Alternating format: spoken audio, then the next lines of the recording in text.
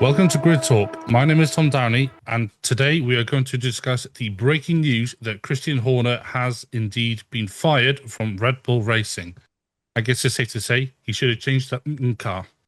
Joining me today, we have Grid Talk's very own Owain Medford. Hello. Hello, sir. We have Monkey Suit's Tom Horrocks. Hiya. Yeah. And we also have the esteemed F1 writer, Jawad Yaqub. G'day, everyone. Good morning, sir. Well, good evening, even, I should say. So, we shall get straight into it. Owen, what do you think it is that's triggered this release for Christian Horner? I think given everything that's happened, it's been fairly obvious. It's just poor performance. The Red Bull team has been sort of hemorrhaging team members for months now, as they've all been picked off, and very clearly the sort of the direction of the team is not good. They're not winning races. The car doesn't seem, as we've been talking about for weeks, the car doesn't seem to suit anyone but Max Verstappen. And it seems that they've built something that, under Horner's leadership, they've built something that only one person can drive. Without Max Verstappen, Red Bull would be significantly lower in the table. I think below Sauber. It's so bad where they've ended up, and they're being saved by the efforts of one man, not the team principal. There doesn't seem to be a sort of a path back, and I wonder if it's ahead of maybe the regulation changes, because I can't see Red Bull going into 2026 with the chassis side, which they seem to have lost their mojo on, and particularly the engine side, which I just can't see them being anywhere near competitive on. I think it would be preemptive to say that it was due to that as well, but you have to look at the results, and the results, if you exclude Max Verstappen, who is anomalous, basically, you have to look at all the other results, and nobody can get the car to work. And the buck stops with him, so it has to be his head that goes. Yeah, I don't. They need a new face. I think after 20 years, maybe the party is over. Yeah, I mean, Red Bull has definitely been on a bit of a downward trajectory since even midway through 2023. There were rumors at the time, obviously, that the car wasn't there, but Max was able to track it to where it was, and we saw that sort of really rear its head midway through last season. Tom, what's your take on this whole situation? What do you think has triggered this release? We've obviously mentioned performance, but do you think there are any other factors at play here? I think we all know there's definitely other factors at play that have contributed. Whether the whole thing that the legal action, which is still ongoing, and whether that has contributed to this, we don't know. Obviously, nothing is proved; everything is alleged, so we can't say for certain along those lines. But just from an outsider looking in and making wild assumptions, I think it's definitely played a part. I think that as soon as you go back to the death of Dietrich Mateschitz, and that's where this whole thing has started. And Horner has very much gone out as an employee of the team, trying to seize power. Which, when you've got such a figure like Mateschitz, who's been in control for so long, and the overlord just giving them so much freedom to the keys to the city, effectively Horner had, and with his death, there's been this power struggle between Austria and the ties. Horner aligning himself with the ties because they have the slightly higher share percentage. Makes sense, but making an enemy out of Jos Verstappen and Helmut Marko, probably not the best idea, because they are the ones who are involved in the sport. They're the ones that are making the influential conversations. They'll be in the ears of the ties saying, well, look, the performance has dropped. And to be honest, as soon as the performance was going to drop, that's going to be what they're trying to do, trying to get that power back. And I can see Jos Verstappen now trying to get more heavily involved in the team with Horner's departure. I think that's it's unfortunate for Horner, but the way the team has gone down in the last year has been pretty incredible. We were looking at it midway through 23 and saying they are going to dominate until the end of 26, and potentially even beyond.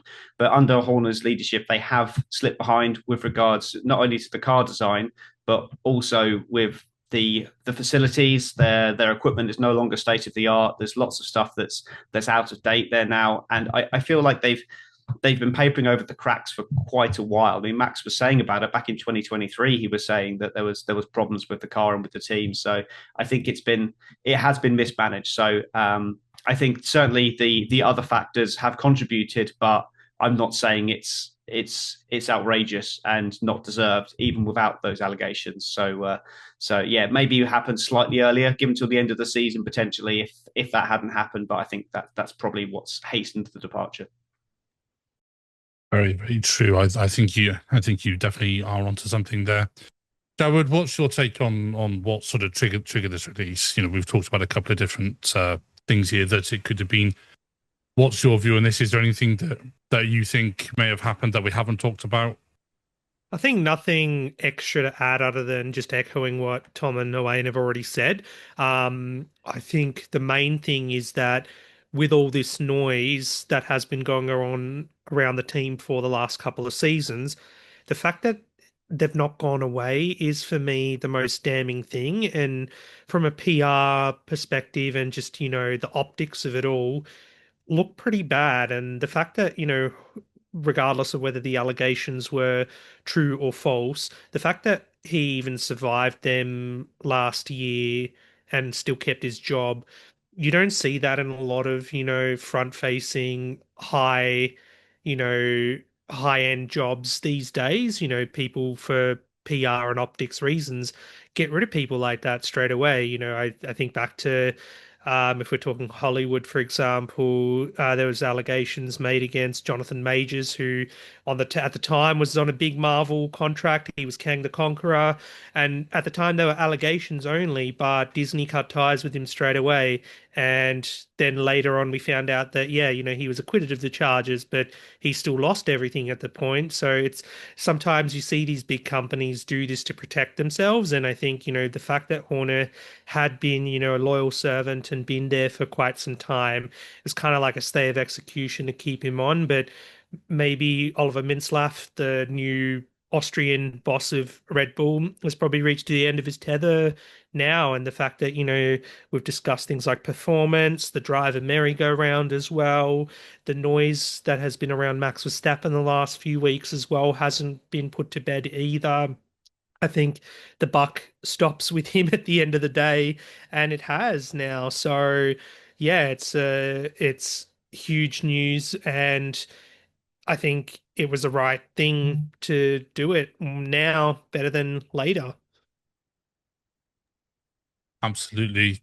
Red Bull has to think about its brand image and its sort of corporate image, and you made a very good point about it being about the sort of public perception as well. You said it yourself, PR people would definitely look to move somebody along in this position if it wasn't such a public sort of I don't quite know what the word is, but yeah, the sort of public perception, if you like. I just want to quickly add, sorry, of course. Quickly add as well, like I liken Horner in a way to Ron Dennis at the end of his tenure, and Red Bull being such a brand about, youth and extreme sports and all that. It is kind of like having, someone with Ron Dennis's mindset at the front of the company. So a refresh is needed, definitely. Absolutely. Yeah. Change is needed at Red Bull, and this will probably be it. But Owen, one thing that may or may not be changing at Red Bull is the driver situation. And for once, we're not talking about the second seat, or not straight away anyway. So there have been a lot of rumours that Max is in talks with Mercedes. Mercedes have made it quite public about its want to have Max in that team, obviously with George Russell being out of contract. We're not going to go into that itself. But where does this whole situation leave Red Bull with its drivers? And also, where does it leave Max with his contract? Because as we know, he's contracted until, I believe, the end of 2028, which is a long contract. This is a few years into the new regs. We have Yuki Tsunoda, who is on a contract until the end of this year, we believe. This leaves everything up in the air, surely, for Red Bull. Yeah, I mean, I'm obviously not privy to what the contract is. There's been talk of break clauses. It could well be that there are, certain clauses of, if performance-based clauses, there will almost certainly be, both for Max, which I presume that he's upholding very nicely, but on the other side of it, the fact that Red Bull has been so poor, could sort of this could tip the balance a little bit. I don't know necessarily the sort of the political ambitions inside Red Bull of Jos Verstappen. Obviously, he's been very vocal over the last few years. But the fact is that it's difficult to know without seeing the writing. But there could be clauses that say that given a certain leadership and things like that, that Max is sort of duty bound to stay. But beyond that, there might be opportunities for him to break the clause early before that 2028 end date and change to somewhere else. It's also that I think it's unlikely, but anyone, the Lauren Meckies that they brought in, sort of, may not get on with him so well. I mean, it's really up to sort of how I think the sort of how these interpersonal relationships play out. Max wants to be in the fastest car. That'll be it. He doesn't mind where it is. I don't think he just wants to be in the fastest car, and it might be a little bit of a Lewis Hamilton to Mercedes scenario when it comes to going to Mercedes. If they can promise him, they know it's going to be probably an engine formula going forward next year. So in that respect, you can make quite a lot of enticing promises, particularly if you're Mercedes. And like we say, the performance of Red Bull has been poor enough that it could be starting to infringe on their ability to sort of to keep him within his performance clauses and keep him locked down. So I really do think that maybe even the sort of uncertainty going forward as well could just it could negatively impact the team even further. Depending on if you get a sort of a new manager boost or anything like that going forward in the next couple of races, but that could swing it. And if they do lose Max Verstappen, I think it's kind of game over for the team. Absolutely. Yeah, there is a lot to be sorted out with that Red Bull team with both drivers. Tom, we've talked obviously a lot about Horner. He's been in the team, he was in the team for 20 years. He was there when it was formed in 2005, and he's seen them through well over 200 races, I believe 8 drivers' titles, and I think 6 constructors' titles. I may have to double check there's 6 on the constructors' titles, but I'm fairly certain it is. What does this do for his legacy and sort of Horner's legacy in general? If we think about everything he's achieved with, not only with F1, but obviously he was instrumental in setting up GP2 with his brother way back when. Just give us your thoughts a bit on Horner's legacy in F1 and motorsport sort of in general. Well, initially with him departing in the manner he is and the way that the headlines have been around him for the last couple of seasons, he will probably be mocked universally from a lot of quarters. But as time passes and these things, across a long enough timeline, everything goes to zero. It will be forgotten eventually. And when you look back at what he's done, you can see you're absolutely correct. 8 world championships, 2 batches of 4 in a row, 10 to 13, and then 21 to 24. 6 constructors championships, 4 with Vettel, and then 2 with Verstappen in the last 4 years. 124 race victories is a staggering number of victories. It's dwarfs anyone else apart from Mercedes in recent times. 107 pole positions and 287 podiums is incredible. Like it really is to preside over such a long period of time. It's almost unheard of in modern elite sport for somebody to be the head of that organization for that amount of time and be basically unchallenged. Like I said in the previous, key to the city. There's always been a reason why they've not been performing when he's been there. It's never really been down to him. And I'll argue that even when they were not winning races or not regularly challenging for championships, they were always the fly in the ointment. They were always the one that was, oh, thank God for Red Bull, or this would be a boring season. You know, they would be the ones that would be rolling the dice and making the strategies work, and that is a lot down to Christian Horner and what he's done at the team. And like you say, away from Formula One, he has done a huge amount for motorsport as well. I believe he's been honoured for that as well. I think is he a MB or an OBE, something like that. So he's definitely recognised for what he's done for the sport.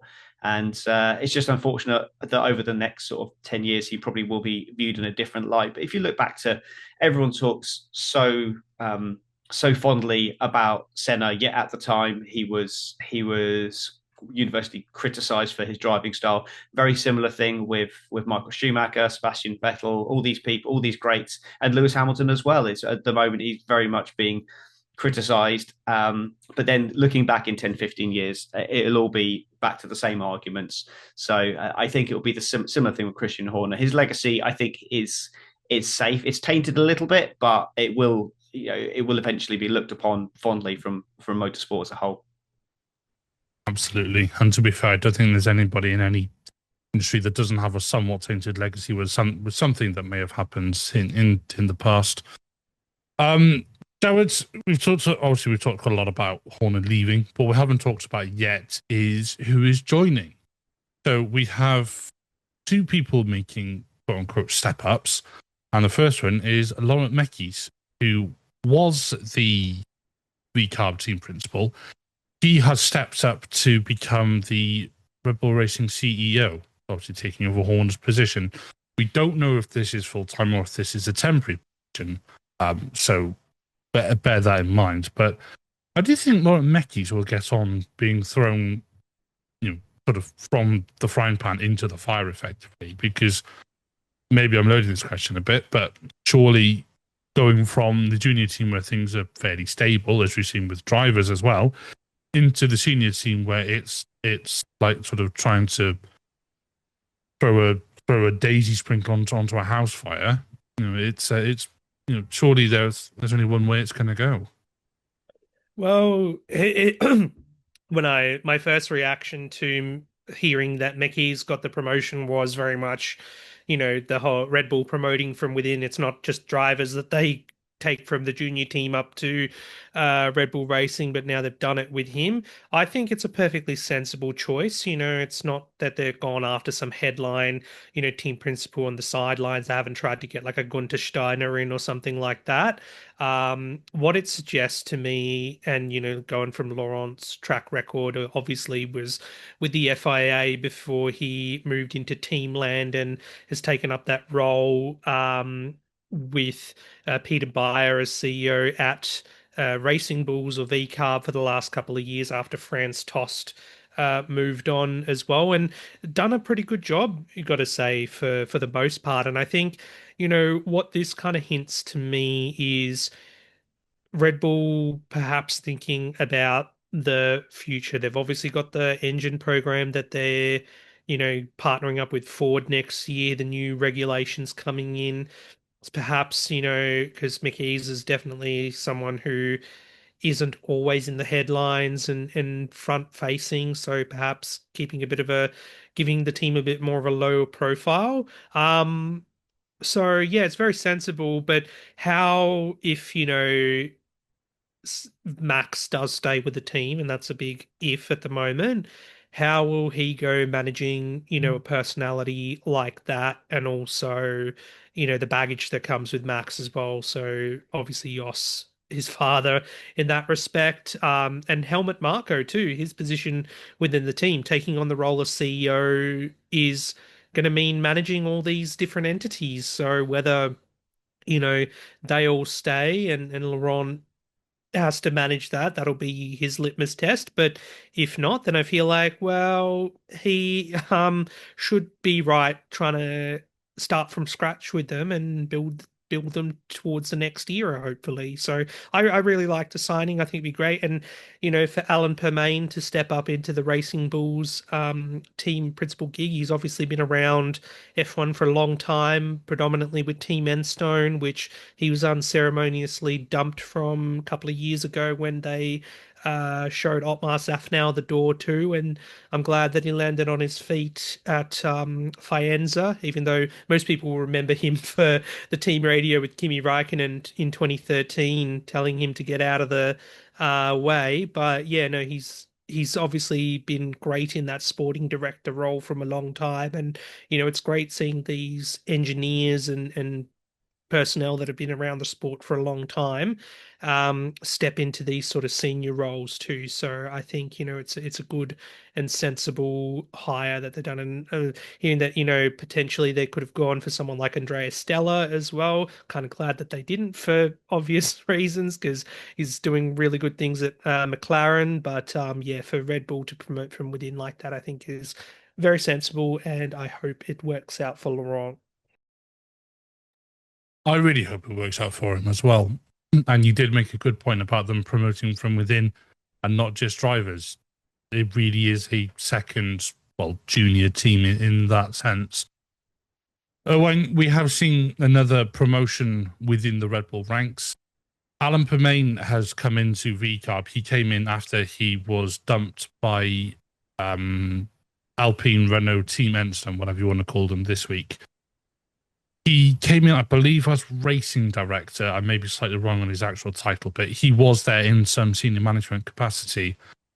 He is taking over the reins at VCARB as Mekis makes the step up to F1. Now, obviously, with Alan Permain, he has a long history in the sport, as Jawad just mentioned as well. How do you think he'll get on in the VCARB? I think it's kind of, this is a benefit to Alan Permain a bit, really. Obviously, it's a promotion, and it's a promotion to a, sort of to a nice place within the Red Bull, within the F1 fraternity, really. As much as Lauren Mekis is really being thrown in at the deep end here, Alan Permain kind of gets to inherit at least a little bit a kind of more stable environment, a nicer environment. One that's not immediately going to be under so much pressure from being in the limelight of having the main brand's name above the door. So I think, given that his experience, this is the sort of standard career path for a lot of engineers, making their way up to junior race engineer and race engineer, and then obviously all the way up to being at the top of Racing Bulls and heading up their direction that they will go on for the, at least, we'll have to say, I'm going to say the rest of the season. I think that's only fair. We're 12 races in at this point, so we've got 12 to go. Obviously, and that gives him sort of quite a long time to bed in and sort of evaluate. I think because of the nature of the team and the fact that it seems to be working fairly well, he's already in the team, so he's not. Obviously he's going to have a different way of working, but I don't think he's likely to rock the boat so much that it's going to, to prevent these teams, to prevent Racing Bulls from still succeeding and gaining the odd point or two in that vital constructors battle, which obviously is more important for them as a team than it is for the top team. I think also he's going to be helpful as a team principal, just because looking at the drivers that he's sort of engineered, some of them maybe aren't as sort of what's the nice way of saying not as talented, maybe, but helping drivers who maybe need a bit of developing, and that's also obviously that's kind of helpful for them and for him. So I think it's obviously I think it's a positive for him. Generally, I think this is a promotion to a good and a way to show what he's made of, and I think he'll take it as the opportunity that it is. Absolutely. I find it hoping that he's going to do quite well. I suppose you could even say I hope that he's going to do a 5-star job. And segue, if you think that we've done a 5-star job in this podcast, please take 5 to give us a 5-star rating on Spotify or a 5-star review on Apple Podcasts. And also, if you're listening and currently aren't subscribed to the channel or follow us or any of the young people talk that people do these days on the social medias, can't believe I just said that. Please help us out with a like and a subscribe and all that stuff. And I already hate myself for saying that. Right, moving on very quickly. Tom, we've had rather a lot of brain drain, I think it's fair to say, at Red Bull over the last sort of 18 months or so. It all started, you could argue, with the big news of Newey leaving to Aston Martin. And since then, we've seen various high-ranking officials, if you like, if you want to phrase it that way, leave Red Bull to move on to pastures new. Some of them going to rival teams, others going to perhaps different motor racing sort of formulas or practices in general. With Horner going, excuse me, sorry, and with the whole sort of restructure that appears to be coming in, the sort of out with the old and in with the new approach, do you think this will perhaps sort of stem the flow a bit and we could see a bit more structure or a bit more sort of stability coming back to Red Bull? Because Lord knows they need it at the moment. I think it's going to have to be honest, because the list of names is extensive to say the least. The people that have gone, most notably Adrian Newey, is a huge loss for them, and they very much played it down at the time. But it's very obvious the impact that that's had on the team.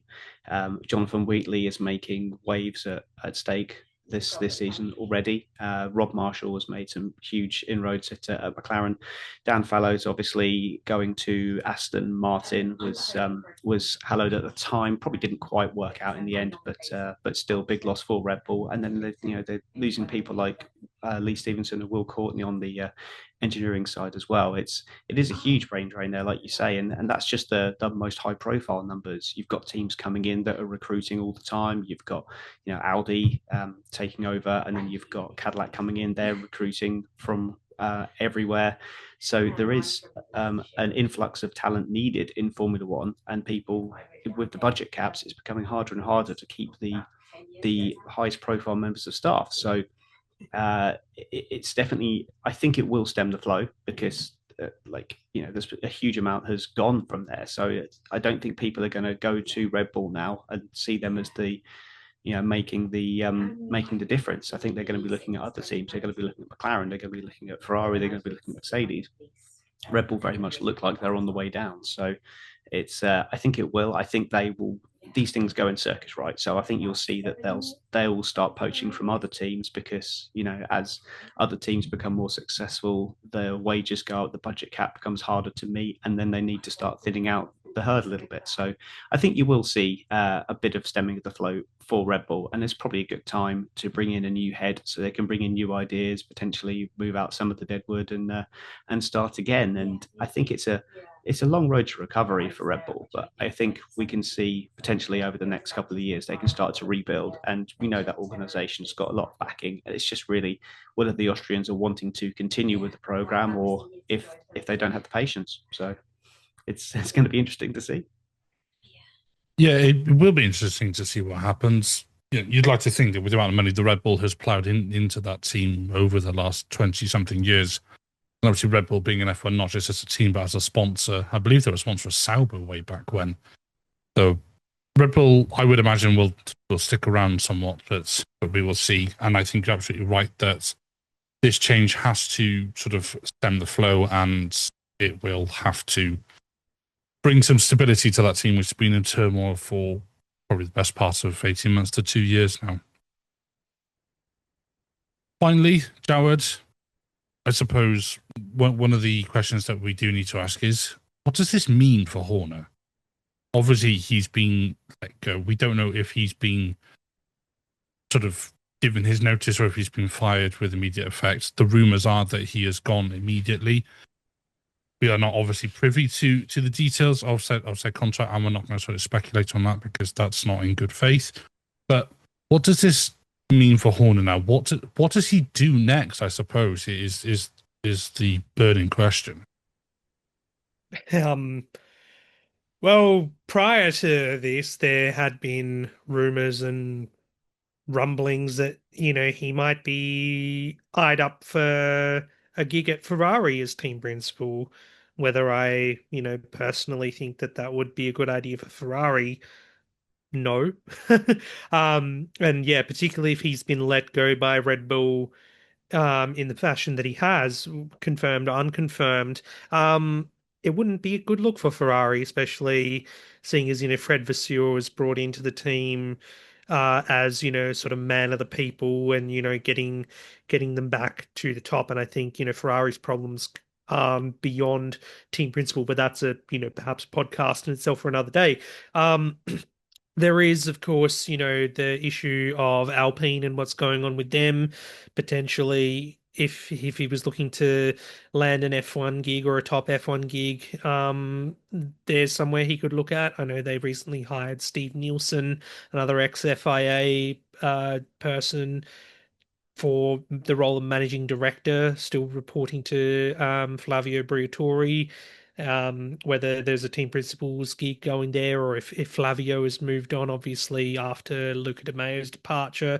So there's many different options within F1 if a team dares to, I guess, go and pursue him. Again, it wouldn't be great for optics, but then again, anything Alpine does in particular aren't good for their optics. But going back to what Tom was saying earlier, it would even be about kind of this all blowing over and us looking back and remembering him for the success that he achieved. Up until now, other than Toto Wolff, he was the longest standing team principal in F1. And you look at the revolving door of team principals we've had at multiple teams. I mean, Autosport did a stat about how since 2005, how many team principals and championships and races that Ferrari have won by comparison to Red Bull, and it's quite alarming, the difference there. So the stability has definitely helped them in that respect. So I don't know, like here's a left field idea. Could he perhaps pursue a career in politics? Maybe look at getting in the FIA or something like that, or work for FOM itself, something like that. So it all depends. He's definitely got the knowledge and skill and capability and everything, but I think it might be something that he just needs to take a bit of time away, let the dust settle, and then potentially come back. Yeah. So he's yeah, there are a few things that he could do, and I mean, to be fair, if he did go for a run against FIA, I'm sure nobody can do a worse job than MBS is currently there, but that's definitely not a topic of discussion for today. So I just want to round out with your sort of each of you with your thoughts on sort of how this has come about, because if we just look at some headline stats, Horner has been in charge for 405 races at Red Bull over 20 years. Had 124 race wins. I'm not even going to try and count the podiums, with 8 drivers' titles and 6 constructors. Surely that that those are some pretty impressive stats if we think about how many team principals, for example, Ferrari have been through during that time. So, Owain, just give us your sort of final thoughts on this whole sort of saga, if you like. I think it comes back to I think what Jawad said a little earlier is that, to be honest with you, a lot of the problems previously have not necessarily been Red Bull's fault. Once they achieved their periodic success, it was always down to other factors that were causing their issues, whether it be there was sort of reliability in the power unit side, and obviously beholden to unreliability in the power unit side, and you're sort of beholden to other teams in that way. So if we remember the Red Bull, not just in 2014 and 2015, but also sort of looking even before that, in the start of 2010, sort of there were issues, and there were issues before that even then. That there was always somewhere else to point the blame, point the finger, and at least from Red Bull's what they could control their side, things seem to be going very, very well. But I think the fact that there hasn't, the fact that we've heard so much about how their facilities are not up to scratch. They're using I think they were or still are, maybe are using a wind tunnel over in Bedford from Britain's Cold War aerodynamics sort of program. So This is really old equipment, and the fact that they managed to do so much with it is a testament to him. But the fact is that Red Bull are stagnating, and in the world of Formula One, if you stand still, you go backwards, and that's very clearly what's happening.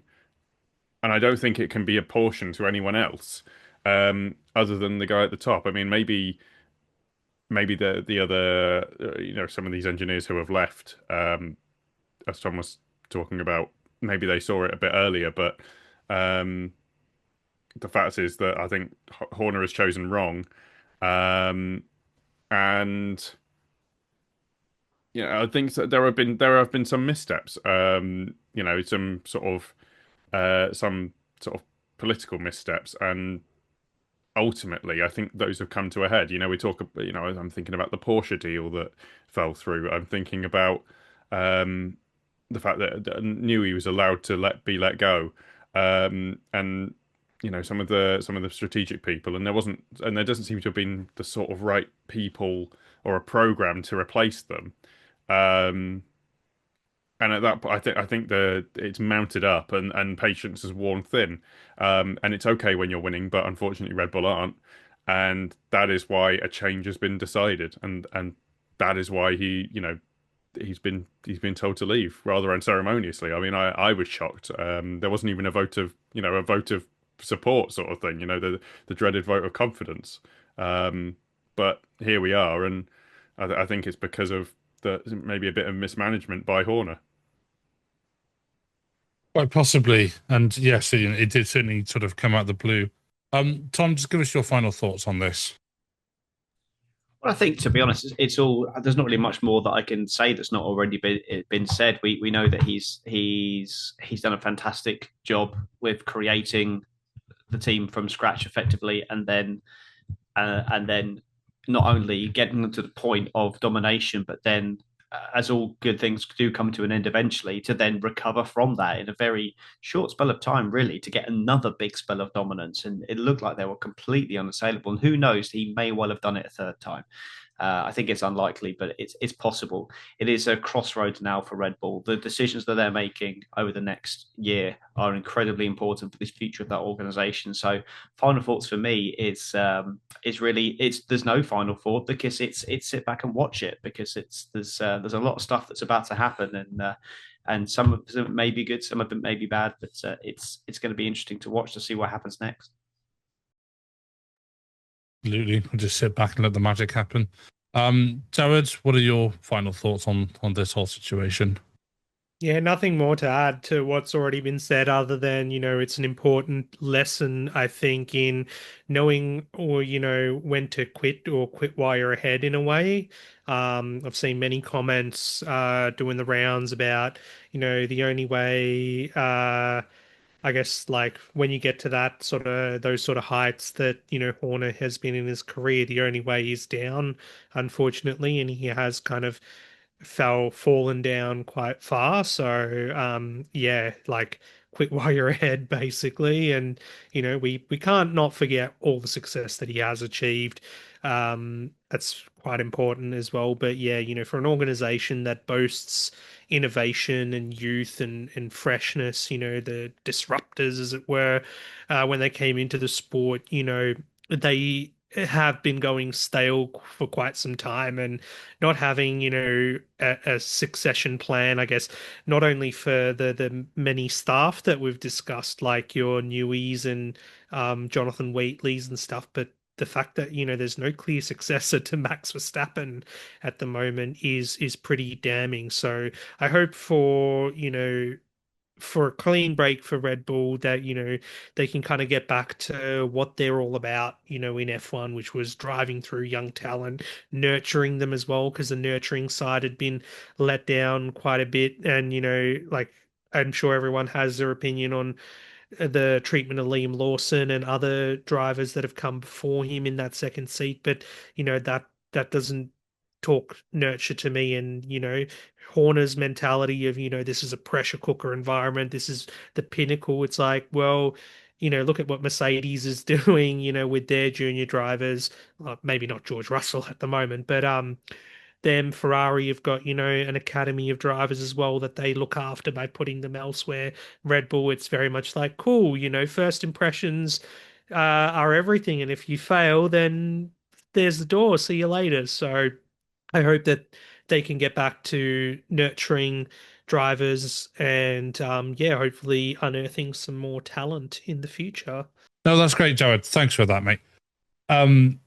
This definitely brings a sort of end to this whole sort of question that we've had over Horner. And yes, there's a lot that's going to change with Red Bull over the next sort of couple of years, I think it's safe to say. But chaps, thank you all for joining me. Just before we wrap up, I'm going to give you all a chance to promo something. Owain, I mentioned you're part of the Grid Talk hosts sort of circle. Is there anything you want to give a quick shout out to? Just our Grid Talk social channels. That's at Grid Talk UK on all the social media channels with the app. That's where you can keep up to date with all of our thoughts regarding the breaking news and things like that, or all of the happenings with F1, or weekend to weekend. I'd suggest that you have a look at our Grid Talk prediction challenge run by Louis, so therefore myself, I guess. So that's where you'll be able to see. We'll make predictions every week for the upcoming race weekend, and currently I'm doing very, very badly. I believe, Tom, you are fighting at the top, and Tom Horrox, you are rapidly rising. I'm doing terribly, but yeah, if you'd like to keep up to date with that, just a little. To bring a little more intrigue to the race weekend and see which of us really knows our stuff, then you have to find that at Grid Talk UK on all of the social media channels with the app. Thank you very much. Tom, I mentioned you're from the Monkey See podcast. Do you want to give a quick shout out to Grid Talk's dirty sister? I think you've just done it. Yep, absolutely. Just on the prediction league as well. I am the McLaren of 2024. Terrible start, but I'm flying up and I'm going to win the Constructors' Championship. Out rock bottom, and now I'm there, up with the leaders. Loving it. I'm actually caring about it now. Grid Talk. We're just myself and Carl chatting about Monkey See, even not Grid Talk. We're just myself and my friend Carl chatting about Formula One, and occasionally we mention something that might be relevant as well. So come and give us a listen. Lovely stuff. And finally, Jawad, I believe you are not only an F1 writer, but you and I may have started a little sideshow on Grid Talk after Silverstone. If you just want to give a quick shout out or anything. Yeah, it was very exciting recording with you, mate. Driver ratings after Silverstone, and hoping to do that for Grid Talk after every Grand Prix, in addition to the race report that you lovely bunch get to do as well immediately after each Grand Prix. So that one, at least with the driver rating, gives us a chance to talk about each driver and rate them out of 10 for their cumulative performance over the weekend. The fact that, without giving away too many spoilers, I think what we gave Lance Stroll, both of us, we came to an agreement, and it was not the score that many would expect for that race. So yeah, do go check that out on all the channels that Grid Talk is available. Lovely stuff. Thank you, mate. Yes, and just from me, it's just to say, please do keep liking, commenting, subscribing. We do see all of your comments. We do take on board any feedback, and any criticism or anything like that. So yes, just the final sort of bits of admin here. Grid Talk is available on YouTube as well as Amazon Fire, Spotify, Apple Music, Verbal, and Pocket Cast. Just search for more Grid Talk or back catalog of shows. A big thank you to Jared Bradley and Holly Eagle for supporting us on Patreon. If you want to support the show further, why not sign up to our Patreon for exclusive content? Maybe even some sound clips of some outtakes where I just definitely didn't completely fluff up some bits about 5 minutes prior to this. Please make sure you subscribe so you are the first to know when each new episode is released. We'll be back soon with plenty more F1 content. Thank you very much for listening to this rather impromptu episode of the Grid Talk podcast, and goodbye.